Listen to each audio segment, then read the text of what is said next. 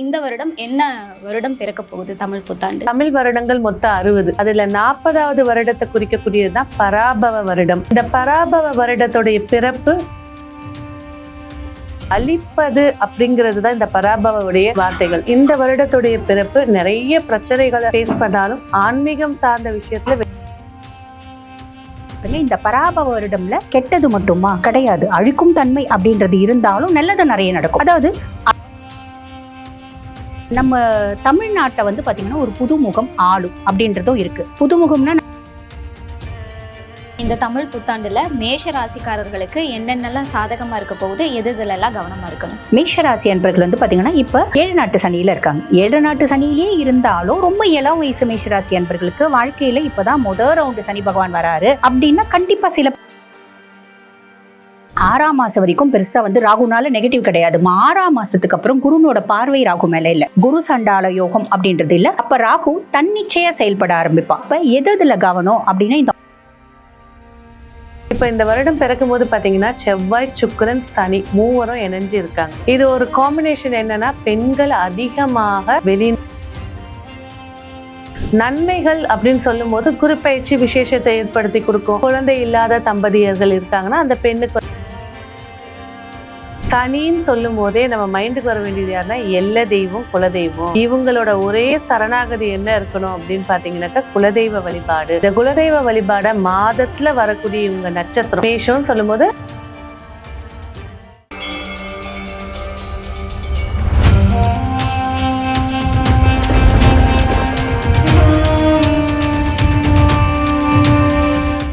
தமிழ் பக்தி நேயர்களுக்கு வணக்கம். பிறக்கக்கூடிய தமிழ் புத்தாண்டு இந்த வருடம் மேஷம் முதல் மீனம் வரை இருக்கக்கூடிய 12 ராசிகளுக்கும் என்ன மாதிரியான பலன்களை கொடுக்க போகுது அப்படின்னு சொல்றதுக்காக 2 ஜோதிடர்கள் நம்மளோட நிகழ்ச்சியில இணைஞ்சிருக்காங்க. முதலாவதா ஆன்மீக சொற்பொழிவாளர் மற்றும் ஜோதிடர் டாக்டர் தீபா அருளாளன் மேம் இணைஞ்சிருக்காங்க. வணக்கம் மேம். வணக்கம்மா. அடுத்ததா ஜோதிடர் டாக்டர் ரேவதி ராஜேஷ் கண்ணா அவர்கள் நினைச்சிருக்காங்க. வணக்கம் மேம். வணக்கம் மேம். இப்போ இந்த 2026 ஏப்ரல் 14ஆம் தேதி தமிழ் வருடம் பிறக்க இருக்கு. ஸோ கடந்த வருடம் பார்த்தோம்னா விஸ்வாவசு வருடம். அடுத்ததா இந்த வருடம் என்ன வருடம் பிறக்க போகுது தமிழ் புத்தாண்டு? தமிழ் பக்தி நேயர்களுக்கு அன்பார்ந்த வணக்கம். அனைவருக்கும் தமிழ் புத்தாண்டு வாழ்த்துக்கள். அதாவது இப்ப பிறக்க போற ஆண்டு வந்து பாத்தீங்கன்னா தமிழ் வருடங்கள் மொத்தம் 60. அதுல 40வது வருடத்தை குறிக்கக்கூடியதுதான் பராபவ வருடம். இந்த பராபவ வருடத்துடைய பிறப்பு 14ஆம் தேதி 4ஆம் மாதம் 2026 காலை 9 மணிக்கு சூரிய பகவான் பங்குனி மாசம் சொல்லக்கூடிய மீன ராசியிலிருந்து சித்திரை மாதம் சொல்லக்கூடிய மேஷ ராசிக்குள்ள அடி எடுத்து வைக்கிறார். ஸோ இந்த வருடம் பிறக்கக்கூடியது வந்து பாத்தீங்கன்னா பராபவ அப்படின்றது வந்து பாத்தீங்கன்னா அழிக்கும் தன்மை கொண்டது. எல்லாருக்குமே இப்ப நியூஸ் சேனல்ல தெரியும். ஸோ போர் நடக்க ஆரம்பிச்சிருச்சு, வாய்வு பிரச்சனைகள் ஆரம்பிச்சிருச்சு, ஸோ விலைவாசிகள் உயர்வு அதிகரிச்சிருச்சு. ஸோ அழிப்பது அப்படிங்கிறது தான் இந்த பராபவவுடைய வார்த்தைகள். இந்த வருடத்துடைய பிறப்பு நிறைய பிரச்சனைகளை ஃபேஸ் பண்ணாலும் ஆன்மீகம் சார்ந்த விஷயத்துல வெற்றிகளை பெற முடியும். Okay ma'am. இப்போ மேம் சொன்ன மாதிரி இந்த பராபவ வருடம் வந்து நிறைய கெட்ட விஷயங்கள் நடக்கும், விளைவுகளை ஏற்படுத்தும்னு சொல்லியிருக்காங்க. என்ன மாதிரியான விஷயங்கள் நடக்க இருக்கு? இல்லம்மா, இது கெட்ட விஷயம் அப்படின்னு மட்டும் சொல்றதுக்கு இல்ல. பொதுவா ஒரு வருடம் அப்படின்னா நல்லதும் கெட்டதும் சேர்ந்துதான். அந்த மாதிரி கெட்டது அப்படின்னும் போது முதல்ல இந்த தமிழ் புத்தாண்டு அப்படின்றதான் வந்து நம்ம தொன்று தொட்டு நம் முன்னோர்கள் வந்து கடைபிடித்தது. இந்த தமிழ் புத்தாண்டானா நீங்களாம் கூட உங்களுக்கு தெரியுமான்னு தெரியல. அதாவது நம்ம பாட்டி கொள்ளுப்பாட்டில என்ன பண்ணுவாங்க, அந்த ஊர்ல இருக்க கோயில்ல இருக்க புரோகிதர்கிட்ட இந்த புத்தாண்டு எப்படி இருக்கு, என்னோட பேத்தி மேஷராசி, என்னோட பேரன் ரிஷபராசி எப்படி இருக்கு அப்படின்னு கேட்பாங்க. இப்ப சமீப காலமா தான் வந்து பாத்தீங்கன்னா ஜார்ஜியன் கேலண்டர் 2025 எப்படி இருக்கு, 26 எப்படி இருக்கு, நடுராத்திரி 12 மணிக்கு நம்ம நியூ இயர் செலிப்ரேட் பண்றோம். ஆனா தொன்று தொட்டு வந்து பாத்தீங்கன்னா இந்த சூரியன் மேடம் சொன்ன மாதிரி மீனத்துல இருந்து மேஷத்துக்கு பயிற்சி ஆகிறாரு பார்த்தீங்களா.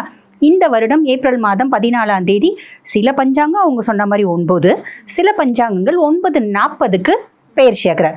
அந்த காலகட்டத்தை தான் நம்ம தமிழ் புத்தாண்டு அப்படின்றது செலிப்ரேட் பண்றோம். அந்த தமிழ் புத்தாண்டு பேஸ் பண்ணி தான் இந்த வருஷம் முழுசும் பொது பலனும் நம்ம சொல்ல முடியும், ஒவ்வொரு ராசிக்கும் அப்படின்னு சொல்ல முடியும்.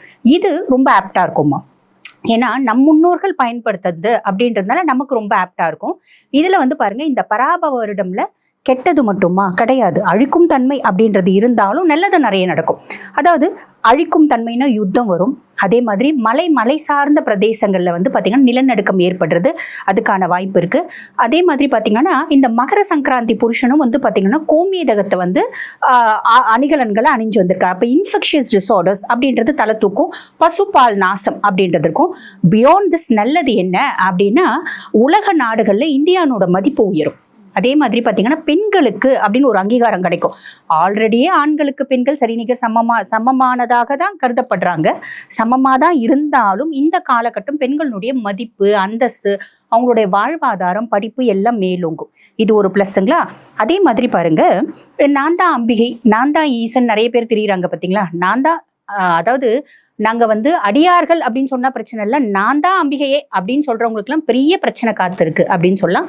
அதே மாதிரி நம்ம தமிழ்நாட்டை வந்து பார்த்திங்கன்னா ஒரு புதுமுகம் ஆளும் அப்படின்றதும் இருக்குது. அப்போ பழைய ஆட்சி தொடர்ந்தாலும் நடுவில் வந்து பாருங்கள் அந்த பழைய ஆட்சியில் ஒரு பிரச்சனை அப்படின்றது வரா மாதிரியும் ஒரு புதுமுகம்னா நான் அரசியல்லே இருந்தாலும் எனக்கு அரசியல் புதுசுப்பா, இல்லை அரசியல் இதுவே இல்லை எங்களுக்கு, அதனோட சாயாவே எங்க மேல இல்லை அப்படின்ற விதத்துல ஏதோ ஒரு புதுமுகம் ஆளும் அப்படின்றதும் இருக்குமா.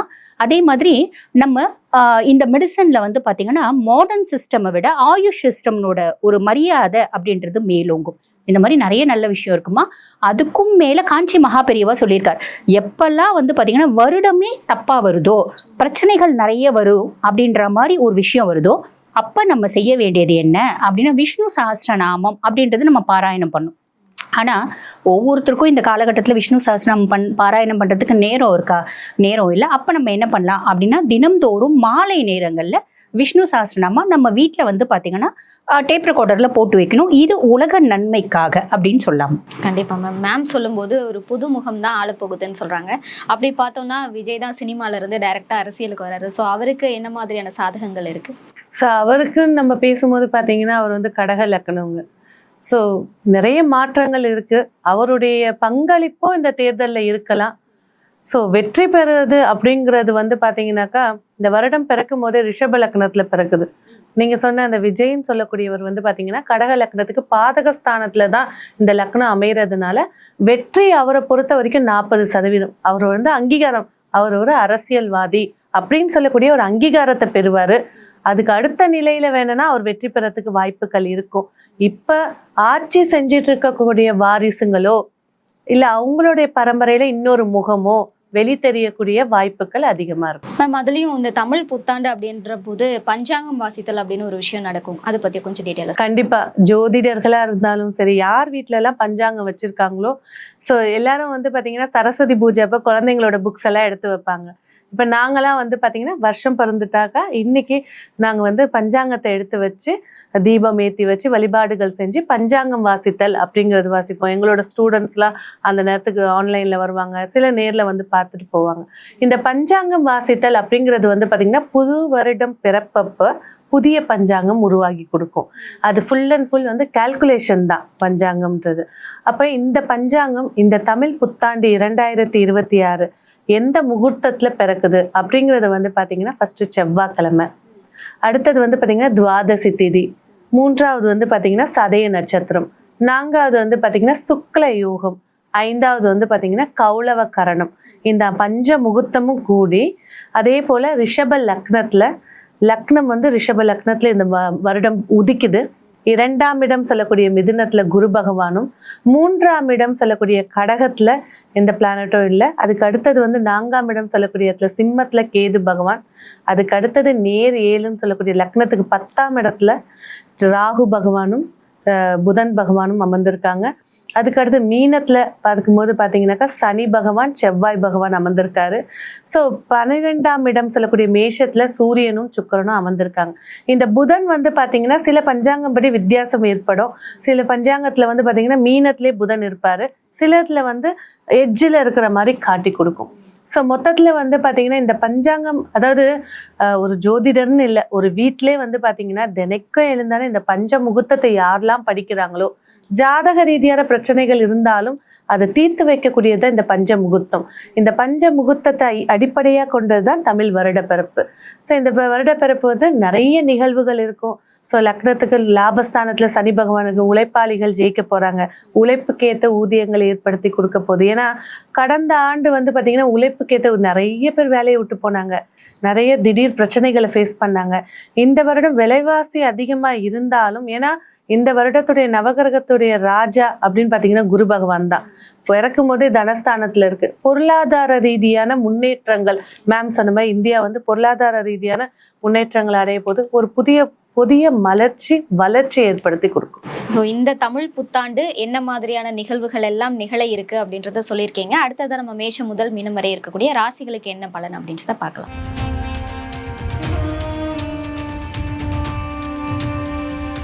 மேம், இந்த தமிழ் புத்தாண்டுல மேஷ ராசிக்காரர்களுக்கு என்னென்னலாம் சாதகமா இருக்க போகுது, எதுலெல்லாம் கவனமா இருக்கணும்? கண்டிப்பாம்மா. முதல்ல வந்து பாத்தீங்கன்னா இந்த தமிழ் புத்தாண்டுல ரொம்பவே சந்தோஷம் அடையக்கூடிய ராசியில மேஷமும் ஒண்ணு அப்படின்னு சொல்லலாம். இப்ப நிறைய பேருக்கு ஒரு சந்தேகம், எப்படி நாங்களே 7 நாட்டு சனியில இருக்கோம், இந்த அம்மா என்னவோ சந்தோஷம் அடையக்கூடிய ராசியில மேஷமும் ஒண்ணு அப்படின்னு சொல்றாங்களே அப்படின்னு. ரொம்ப சிம்பிள்மா. மேஷ ராசி அன்பர்கள் வந்து பாத்தீங்கன்னா இப்ப 7 நாட்டு சனியில இருக்காங்க. 7 நாட்டு சனியிலேயே இருந்தாலும் ரொம்ப இளம் வயசு மேஷ ராசி அன்பர்களுக்கு வாழ்க்கையில இப்பதான் முதல் ரவுண்டு சனி பகவான் வராரு அப்படின்னா கண்டிப்பா சில பல வேதனைகள், படிப்பினைகள், சோதனைகள், இன்னல்கள், இடையூறுகள் எல்லாம் இருந்தாலும் 6ஆம் மாசம் வரைக்கும் தான். சரிங்களா? மத்தியம வயசு அன்பர்கள் ஆல்ரெடி பொங்கு சனியில தான் இருக்காங்க. அப்ப நீ எவ்வளவு தூரம் ஓடுறையோ, நீ போய் சேர வேண்டிய ஊருக்கு பஸ், ட்ரெயின், ஃபிளைட் எல்லாம் கிடையாது, நீ ஓடியே தான் போகணும். நீ எவ்வளவு ஸ்பீடா ஓடுறியோ அவ்வளவு ஸ்பீடா நீ வந்து பாத்தீங்கன்னா நீ போய் சேர வேண்டிய ஊரை சேர்ந்துருவ அப்படின்னு சொல்லலாம். ரொம்ப வயோதிகமான மேஷராசி அன்பர்களுக்கு வந்து பாத்தீங்கன்னா கண்டிப்பா ஆரோக்கியத்துல கவனம் அப்படின்றது வேணும். அப்ப ரொம்ப யங் ஏஜ், ரொம்ப எல்டர்லி பீப்புள்ஸ் தான் கஷ்டம் அப்படின்னு சொல்லலாம். ஆனா அதுவே 6ஆம் மாசத்துக்கு அப்புறம் வந்து பாத்தீங்கன்னா குரு பெயர்ச்சி இருக்கு.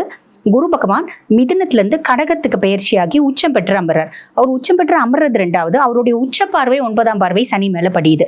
ஆக மேஷத்தை வந்து பாத்தீங்கன்னா 7 நாட்டு சனியா இருந்து வறுத்தெடுக்கணும் அப்படின்னு பிளான் பண்ணிட்டு இருக்க சனி பகவான் மேல குருனோட பார்வை படுறதுனால முழு சுப பார்வை, உச்ச பார்வை. அப்ப சனி பகவான் எந்த விதத்திலயும் நான் உன்னை டிஸ்டர்ப் பண்ண மாட்டேன் அப்படின்னு சிவனே நான் அவர் பாட்டுன்னு உட்காந்துட்டு இருப்பாரு. நம்ம போய் நீ ஏன் டிஸ்டர்ப் பண்ண மாட்டேங்கிற அப்படின்னு அவரை டிஸ்டர்ப் பண்ணாம இருந்தா சரி. இது ஒரு பெரிய பெரிய பெரிய பெரிய பிளஸ்மா.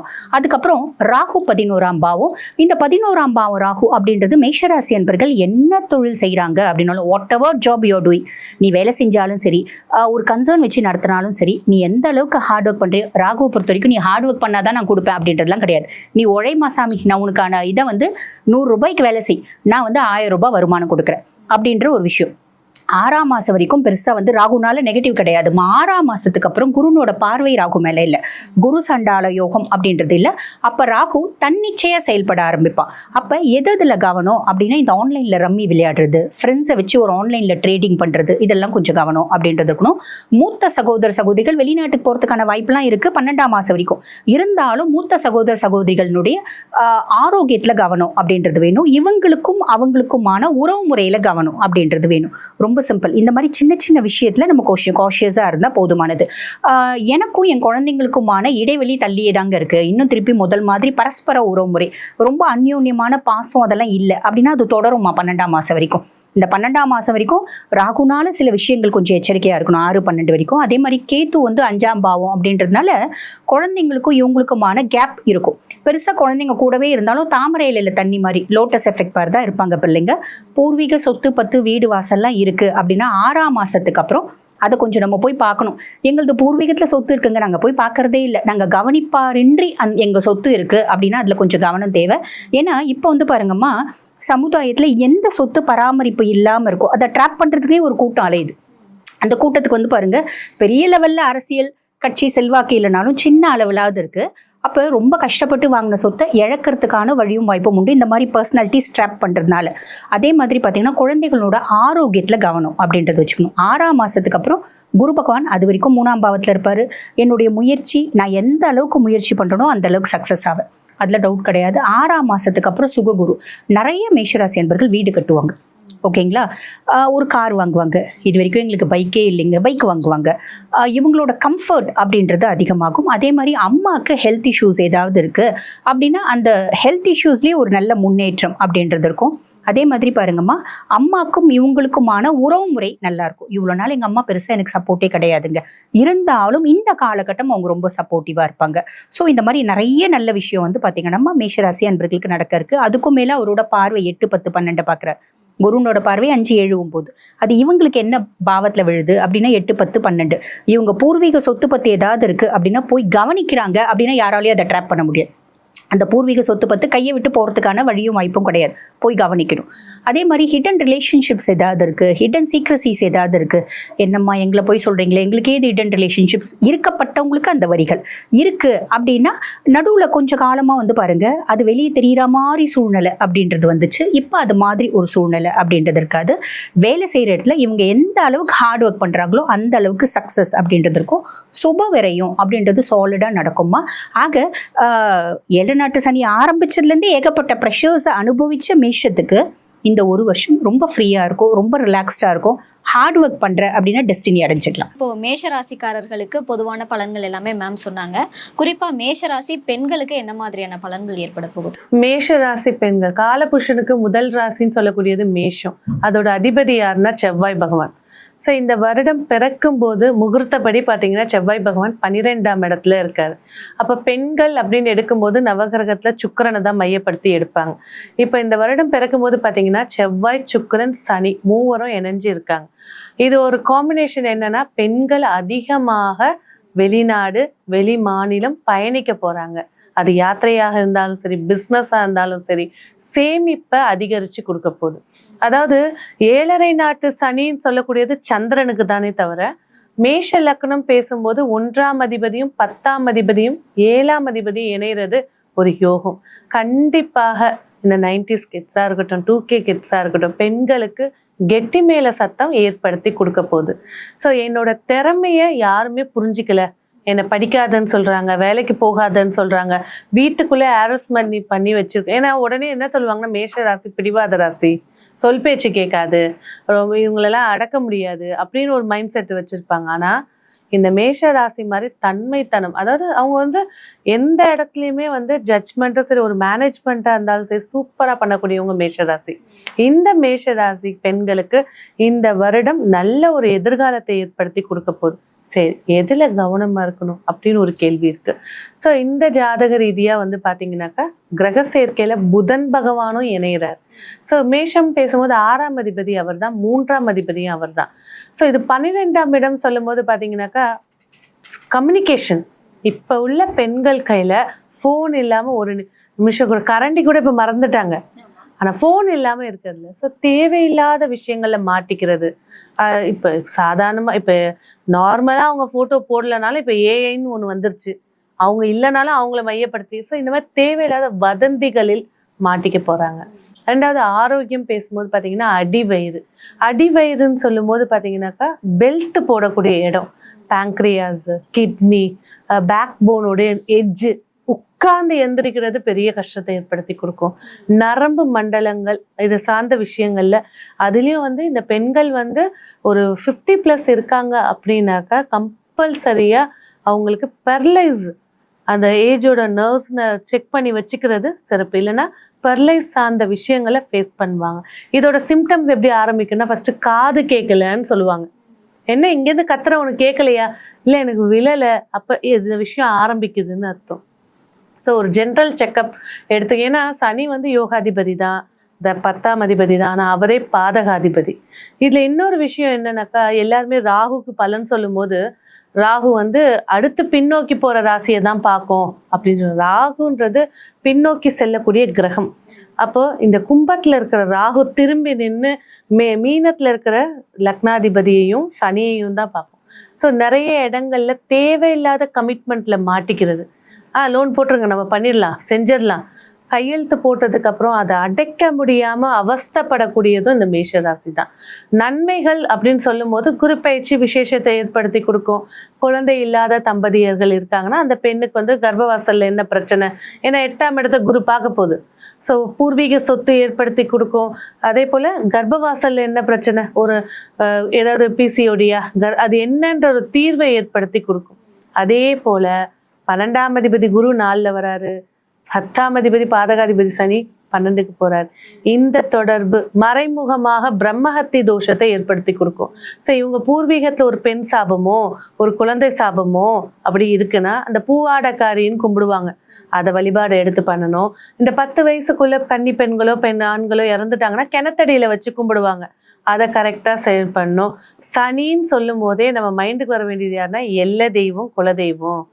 இவங்களோட ஒரே சரணாகதி என்ன இருக்கணும் அப்படின்னு பார்த்தீங்கன்னாக்கா குலதெய்வ வழிபாடு. இந்த குலதெய்வ வழிபாடை மாதத்துல வரக்கூடிய இவங்க நட்சத்திரம் மேஷம்னு சொல்லும்போது அஸ்வினி, பரணி, கிருத்திகை 1ஆம் பாதம், அவங்க நட்சத்திரம் அன்னைக்கு போய் ஒரு தீபம் ஏத்துறது. ரொம்ப தூரத்துல இருக்குங்க, எங்களால போக முடியாது, என்ன செய்யலாம், வீட்டு பக்கத்துல இருக்கக்கூடிய எல்லை கோவில் அந்த இடத்துல போய் மண்ணை மிதிச்சு ஒரு தீபம் ஏத்துறது நிறைய விஷயங்கள்ல மாறுதல்களை ஏற்படுத்தி கொடுக்கும், சக்சஸையும் ஏற்படுத்தி கொடுக்கும். கண்டிப்பா மேம். மேஷ ராசிக்காரர்களுக்கு இந்த தமிழ் புத்தாண்டு எவ்வளவு சதவிகிதம் நற்பலன்களை கொடுக்கும்? மேஷ ராசியை பொறுத்த வரைக்கும் பார்த்தீங்கன்னாக்கா ஜூனுக்கு முன்னாடி வரைக்கும் கண்டிப்பா 40% சிறப்பு ஏற்படுத்தி கொடுக்கும். ஜூனுக்கு அப்புறமா 60% சிறப்பு ஏற்படுத்தி கொடுக்கும். நிச்சயமா மேம். மேஷ ராசிக்காரர்களுக்கு தமிழ் புத்தாண்டு என்ன மாதிரியான சாதக பாதகங்களை ஏற்படுத்த போகுது அப்படின்னு சொல்லியிருக்கீங்க. நன்றி. நன்றி.